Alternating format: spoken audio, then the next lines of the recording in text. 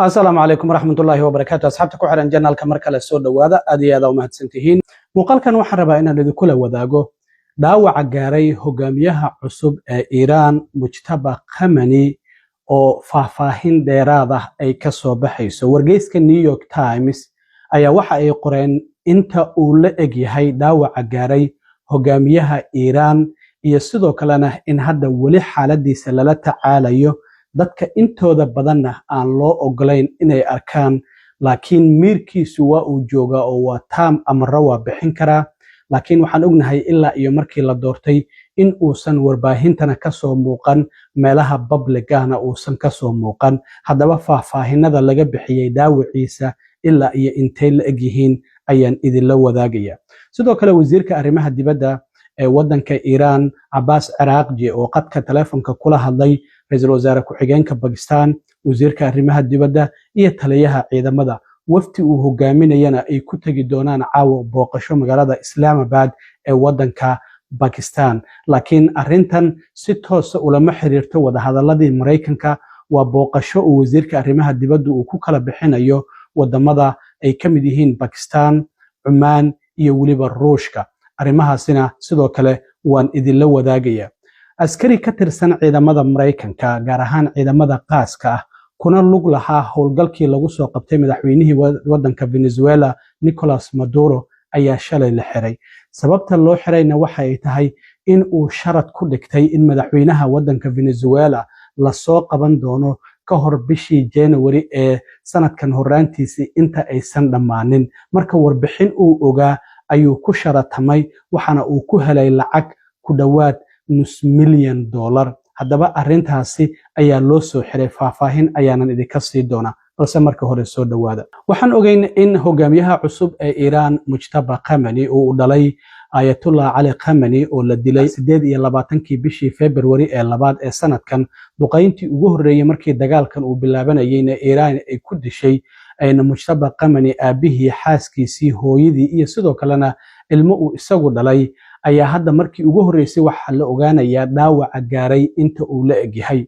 Mujtaba Khamenei oo la doortay wax yar kadib markii uu aabihii dhintay ayaana warbaahinta ka soo muuqan meelo fagaarana aan lagu arkin waxa TV-ga Iran laga aqrin jiray qoraal uu soo qoray ayaa laga aqrin jiray hadda marka wariye ka tirsan New York Times oo in ka badan muddo 30 sano ah ka soo hadlaysay arrimaha Iran oo magaceeda la yiraahdo Farnas Fasihi ayaa waxa ay heshay xog la xiriirta dhaawaca gaaray Mujtaba Khamenei inta uu la eg yahay Mujtaba Khamenei horta waxa wararku ay sheegayaan in dhaawac xun uu ka soo gaaray duqeyntaasi uu aabihii ku dhintay isla markaana sidoo kalena dhaawacaasi aadka u daran waxa la leeyahay maskaxiyan waa uu caafimaad qabaa isla markaana waxyaabaha socdo waa uu ka warqabaa amarana waa uu bixinayaa laakiin waxaa jirta in mid ka mid ah lugihiisa 3 jeer qalliin lagu sameeyay markii dambana la jaray haddana waxaa loo geliyay lug macmal ah oo hadda hal lug ayaaba la jaray sidoo kale wajigiisana waa uu gubtay faruuriyihiisana waa ay gubteen taasina waxay sabab u tahay maadaama warbaahinta aan laga arkin uu ka soo muuqanin isla markaana sidoo kale meelo fagaaraha aan lagu arkin ilaa iyo markii la doortay oo 2 bilood ka badan hadda ay ka soo wareegatay marka waxa la leeyahay wajigiisa iyo faruuriyihiisa hadda qalliin ayaa lagu sameynayaa si loo dayac tiro sidoo kalena waxaa jirta in ay aad u adag tahay in la ogaado halka uu ku jiro madaxweynaha wadanka Iran waxaan ognahay inuu dhaqtar yahay Masoud Pezeshkian iyo wasaaradda caafimaadka oo kaliya ayaa la leeyahay halka uu ku jiro maadaama Israa'iil ay ku hanjabtay in ay dilayso hogaamiyaha cusub ee la doorto dadka og halka uu ku jiro aad ayay u yar yihiin ayaa la leeyahay waxana si dhow ula shaqeynaya ciidamada kacaanka Iran uu ka mid ahaan jiray iyadoo ay si dhow u wada shaqeynayaan isaga iyo ciidamada laakiin amarada hadda wadanka Iran duqeymaha iyo marka la geysanayo waxa la leeyahay saraakiisha ciidamada ayaa go'aankaasi iska leh marka dhaawaca soo gaaray intaasi ayuu leeyahay laakiin waxa la leeyahay maskaxiyan waa uu fayo yahay amarana waa uu bixinayaa laakiin ma socon karo sida muuqata isla markaana faruuriyihiisa iyo wajigiisa waa ay gubteen haddaba wariyahan ka tirsan New York Times ee maqaalkan qortay oo telefishinka CNN-ka xalay u warantay ayaa sidan uga warbixisay sida ay wax u gaareen iyo dhaawiciisa inta uu leeyahay hogaamiyaha cusub ee Iran Mujtaba Khamenei Mujtaba Khamenei was gravely injured in the airstrikes on February 28th that started the war and killed his father, Ayatollah Ali Khamenei. He has suffered from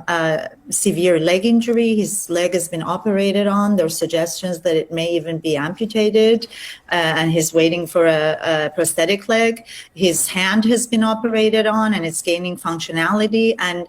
more importantly, his face and lips have been severely burned to the point where it's difficult for him to speak, and he will require plastic surgery. So we know that he's gravely injured. We know that there's the president of Iran, President Pezeshkian, who's a heart surgeon, and the health minister are in charge of his health care, and he's mostly surrounded by a medical team in a hiding place, and access to him is incredibly difficult. And that's probably one of the reasons why we haven't seen the new supreme leader in any video messages. Nobody has. And his voice has not been heard. To the extent that he's communicated, it's been with written statements read on state television. Well, we've heard his all the sources I spoke to said his mental capacity was intact, so he was able to engage and communicate. Now, we also know that as soon as he was appointed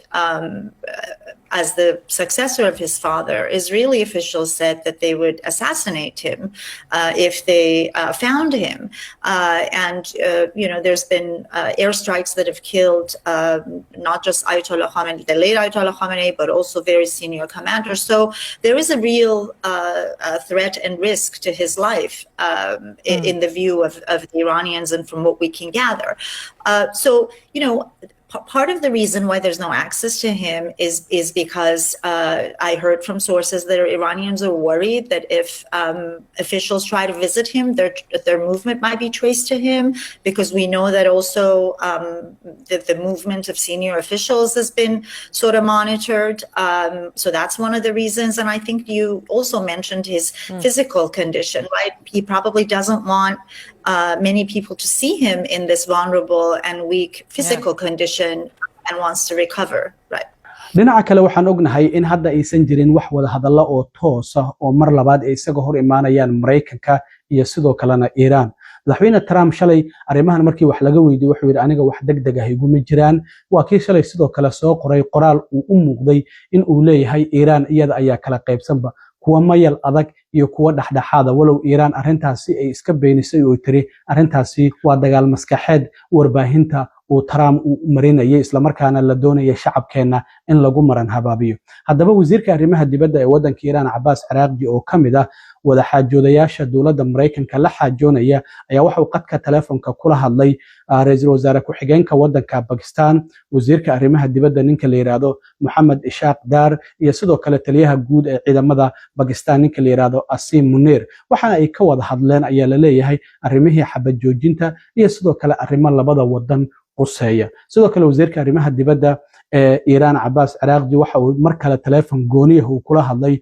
hogaamiyaha kurdiyiinta ku nool waqooyiga wadanka Iraq oo sidoo kalena uu xiriir wanaagsan oo kala dhaxeeyo Iiraaniyiinta. marka wasiirka arrimaha dibadda waxa uu sheegay bartiisa X uu ku soo qoray inuu safar ku tagi doono magaalooyinka Islamabad oo caasimada wadanka Pakistan, Muscat oo caasimada wadanka Oman, iyo Moscow oo caasimada wadanka Ruushka. waxaan ognahay Ruushka inuu si weyn u caawinayay Iran markii dagaalka ay kula jirtay Iran oo xitaa la yiri dhinaca satellite-ka ayuu ka caawinaya. marka waxa uu ku sheegay marka wasiirka arrimaha dibadda safarkan in uu wadamadaasi maadaama uu yiri wadamada dariska nala ah ayaa muhiimad gaar ah noo leh, waxa uu sheegay in uu si dhow ugala hadli doono xiriirka labadaasi wadan ka dhaxeeya, isla markaana ay wada tashiyo ay ka yeelan doonaan arrimaha horumarinta gobolka. sidaas ayuu ku sheegay safarkiisa. waxa uu yiri waxa muhiimad gaar ah noo leh wadamada dariska nala ah. marka caawa wafdi uu hogaaminayo oo kooban ayaa tagi doona magaalada Islamabad. mas'uuliyiinta Pakistan ayay la kulmi doonaan, laakiin looma malaynayo wada hadalka Mareykanka iyaga inay u tagayaan wafdi Mareykan inuu tagayo in kalena ilaa ay hadda lama shaacinin. ugu dambeyntii arrintan la yaab kale oo shalay dhacday ayaan idinla wadaagaya. askari ka tirsan ciidamada qaaska ah ee Mareykanka ee loogu talagalay howlgallada gaarka ah inay fuliyaan ayaa shalay la xiray. askarigan waa ciidamada active duty-ga ayuu ku jira hadda shaqada ku jira, waxaana uu ka tirsan yahay in xarada la yiraahdo Fort Bragg oo ku taala North Carolina.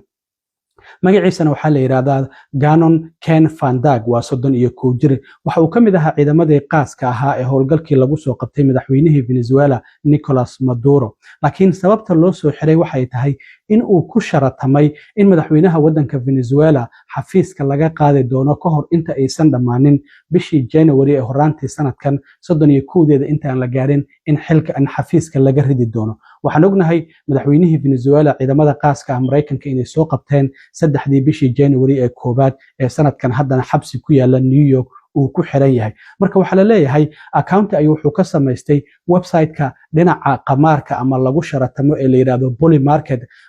dhamaadkii bishii December ee sanadkii 2025 waxana uu ku sharatamay oo uu dhigtay lacag u dhaxaysay 32,000 ilaa iyo 33,000 oo dollar in Nicolas Maduro xilka ama xafiiska laga qaadi doono ka hor bishii January ee horaantii sanadkan inta aysan dhamaanin marka qorsheynta soo qabashadiisa ayuuna qayb ka ahaa marka arrintan waxay ahayd sir uu isagu og yahay isla markaana dadka intooda badan aysan ogeyn marka waxa la leeyahay markii uu lacagtaasi ku sharatamay oo la soo qabtay Nicolas Maduro waxa uu helay lacag ku dhawaad $500,000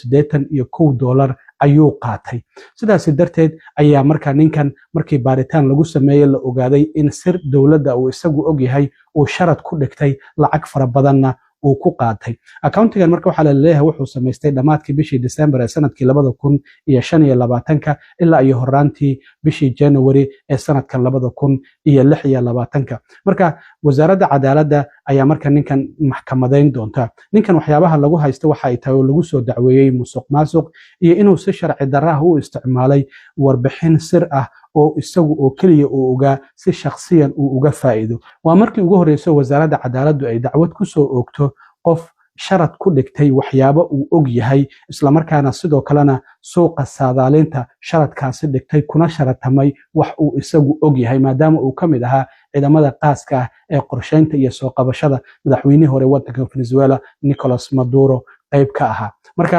arrintan waa arrin la yaab leh in qof ka tirsan ciidamada waliba ciidamada qaaska ah howlgal uu isagu og yahay in uu ku sharatamo isla markaana lacag intaasi la eg uu qaato taliyaha FBI-da Kash Patel ayaa waxa uu sheegay in soo qabashada ninkan ciidamada ka tirsanaa waliba qaaska ah in ay cadeyn cad u tahay in aysan jirin qof sharciga ka weyn oo qof kasta sharciga la marinayo marka arrimahaas ayaan rabay inaan idila socodsiiyo asxaabay aad iyo aad u mahadsantihiin intaan mar kale kulmi doono nabadgelyo